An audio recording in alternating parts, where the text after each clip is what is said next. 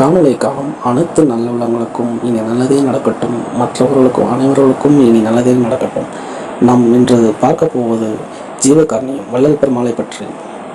இந்த பதிவானது வாழ்க வளமுடன் நற்பவி சேனலில் வரவேற்பதில் மிக்க மகிழ்ச்சி அடைகிறேன். வள்ளல் பெருமாள் ஜீவகாருண்யம் என்பது என்னவென்றால், நம் அனைத்து உயிர்களையும் நம்மை போல் பார்க்க வேண்டும் என்பதுதான் அவரது அன்பான வேண்டுகோள். அனைத்து உயிர்களையும் நம்மை போல் பார்க்க வேண்டும் என்பது, உதாரணத்திற்கு ஒரு பசுக்கோ ஒரு காகத்திற்கோ ஒரு விலங்கு மற்ற உயிரினத்திற்கோ நம் உணவளிக்கும் பொழுது நம்மை போல் நாம் எவ்வாறு உணவு அளிக்கிறோமோ அதே போல் அவர்களையும் பார்க்க வேண்டும்.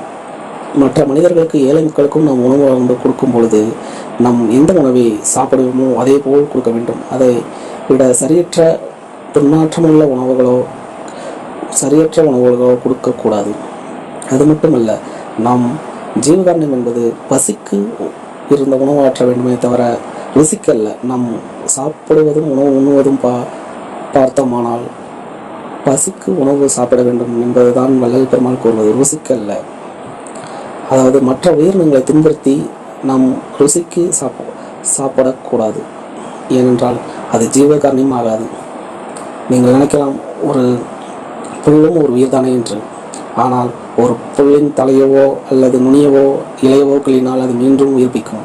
ஆனால் மற்ற விலங்குகளின் உயிரை தலையையோ துண்டித்தால், சிறுகுல துண்டித்தால் அது ஊனமாகவும் அல்லது உயிரற்ற சடமாகவும் ஆகிவிடும். அவ்வாறு நாம் பயன்படுத்தக்கூடாது. நம் வள்ளல் பெருமாள் கூறுவதென்றால், அவர் ஜோதிமயமானவர்.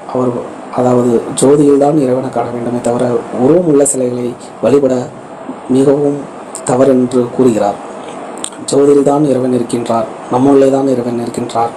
இந்த அற்புத உலகத்தில் பிறந்திருக்கிறோம் என்று யாராவது ஒரு முறை எண்ணி பார்த்திருக்கிறாரா என்றால் இல்லவே இல்லை.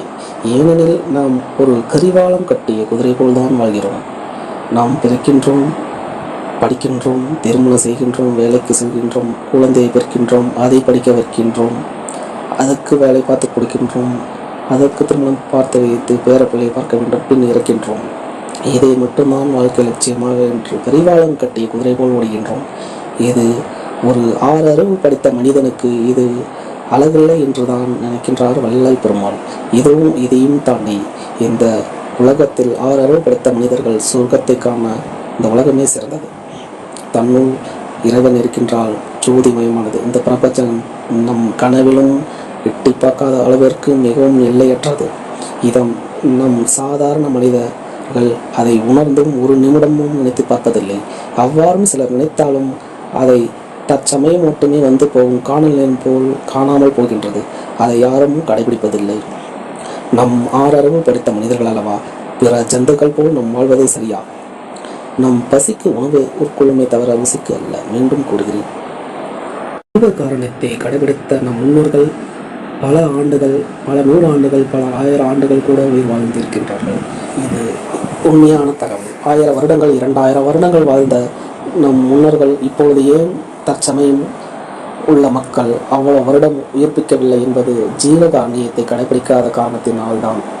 ஏனென்றால் இந்த தொகுப்பு மிகவும் நீளமாக போய்கொண்டே இருக்கும். இதை பழங்காலத்தில் உதாரணத்துக்கு ஒரு எடுத்துக்காட்டு, நம் வாழ்நாள்களை பார்த்திருப்போமானால், நாம் சிறு குழந்தையாக இருக்கும் பொழுது ஒரு பண்டிகை நாள் அன்று மட்டுமே நம் உணவை கறிகளை உண்ணுவோம், மாமிசத்தை உண்ணுவோம். மற்ற நாட்களில் நாம் உண்ணுவதில்லை. அவர்கள் கூட 100 வருடம் உயிர் வாழ்ந்தனர். அதற்கு முந்தையவர்கள், அதற்கும் பார்ப்பட்டவர்கள் முழுமையாக ஜீவகாருண்யத்தை கடைபிடித்தவர்கள் பல 1000 வருடங்கள் உயிர்ப்பித்தனர். எடுத்துக்காட்டாக நாம் மரங்களை, செடிகளை, பல மரங்களை வைத்துக் கொள்வோம். அவைகள் பஞ்சபூதத்தை நம்பிய உயிரினங்கள் அனைத்தும் பல 1000 வருடங்கள் உயிர் வாழ்கின்றன. அவைகள் எந்த மாமிசத்தையோ எந்த காய்கறிகளோ உணவாக எடுத்துக்கொள்ளாத பஞ்சபூதத்தை மட்டும் நம்பியுள்ள உயிரினங்கள் பல 1000 வருடங்கள் வாழ்கின்றன. நம் நட்டு வைக்கும் மரங்கள் நம் தலைமுறையை தாண்டி வாழ்கின்றன. ஏனென்றால் நீர், நிலம், நெருப்பு, காற்று, ஆகாயம் இந்த பஞ்சபூதத்தை நம்பி மட்டுமே வாழ்கின்றன. அதுபோல்தான் நம் வள்ளல் பெருமாள் கூறுகின்றார், நம் ஜீவகாருண்யத்தை முதலில் கடைபிடித்து பின்பு பஞ்சபூதத்தை நம்பி நம் உயிர் வாழ்வும் ஆனால் என்றும் மரணமில்லாமல் உயிர் வாழலாம். இது சாத்தியமா என்றால் இது சக்தியும் சாத்தியமே. இது அறிவியலுக்கும் அப்பாற்பட்டது. இது அறிவியல்தான், ஆனால் தற்சமயம் உள்ள அறிவியலுக்கு அப்பாற்பட்டது. ஏனென்றால் நம் மனிதர்கள், நம் முன்னோர்கள் மிகவும் அறிவியலில் பிரபஞ்சத்தை கரைத்து கொடுத்தவர்கள். தற்போதைய உள்ள மனிதர்கள் அதை உணராமல் அதை முழுமை அடைய தெரியாமல் தவிக்கின்றனர். ஏனென்றால் அரூபமாகவும் சுரூபமாகவும் இன்றும் நம் முன்னோர்கள் நம்முடன் வாழ்ந்து கொண்டுதான் இருக்கின்றார்கள். வள்ளல் பெருமாள் என்பது நம் தற்சமயத்தில் வாழ்ந்த ஒரு மனிதன்தான். நம்மை போல ஒரு மனிதனாக வாழ்ந்து ஒரு அரூபமாகவும் சுரூபமாகவும் மாறும் தன்மையை உடையவராக மறைந்துவிட்டார். இது நம் தற்காலத்தில் வாழ்ந்த மனிதர்தான் வள்ளல் பெருமாள். தற்போதைய விஞ்ஞானத்தில் இன்னும் வளர்ச்சி அடையவில்லை. நம் பல ஆயிரம் வருடங்களுக்கு பின் வளர்ச்சி அடையும் அறிவியலை அவர்கள் அப்பொழுதே உணர்ந்து அவர்கள் விஞ்ஞானத்தில் முழுமையடைந்து விட்டார்கள், அறிவியலில் முழுமையடைந்து விட்டார்கள். அதை ஏன் நம் மனிதர்களுக்கு கூறவில்லை என்றால், நாம் அதை கூறினாலும் அதை நம் மூளை, உதாரணத்திற்கு நம் ஓரறிவு ஜீவனுக்கு நாம் என்னதான் எடுத்து கூறினாலும் அதற்கு புரியாது. ஈரறிவு ஜீவனுக்கு என்னதான் எடுத்து கூறினாலும் புரியாது. அதனால் நம் ஐந்தறிவு ஜீவனுக்கு நம்ம என்னதான் கூறினாலும் ஓரளவுக்குத்தான் பக்குவப்பட வேண்டும். நம் ஐந்தறிவு ஜீவன் போல் அவர்கள் 6 அறிவை முழுமையாக பயன்படுத்தி விட்டனர். நம் இன்னமும் 6 அறிவு இருந்தும் 5 அறிவு ஜீவன் போலதான் இருக்கின்றோம். நாம் இதை சொல்வதற்கு எனக்கு மிகவும் வருத்தமாக தான் இருக்கின்றது. இது எடுத்துக்காட்டாக சொல்கிறேன். நமக்கும் 6 அறிவு தான் இருக்கின்றது. இருந்தாலும் அதை நாம் முழுமையாக பயன்படுத்தவில்லை. நம் 6 அறிவில் தொடக்கத்தில் தான் இருக்கின்றோம். அவர்கள் 6 அறிவை முழுமையாக பயன்படுத்தி விட்டனர் என்பதுதான் சத்தியம், உண்மை.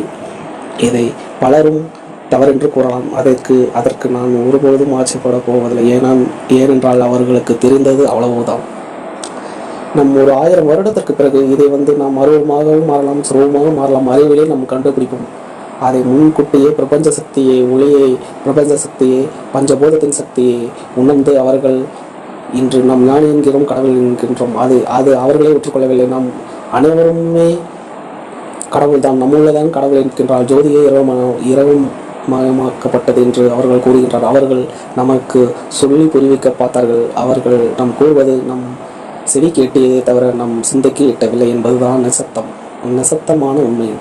அதை பலரும் கடைபிடிக்க மறுக்கின்றனர். ஏனென்றால் நாம் வாழ்வதோ நம் அன்றாட தேவைக்குத்தான் வாழ்கின்றோமே தவிர அதுக்கு அப்பாற்பட்டு யோசிப்பது மிகவும் தொன்மையான பெயர்கள் மட்டும்தான். அவர்களும் அதை முழுமையாக கடைபிடிப்பதில்லை. இதுதான் நிசப்தம்.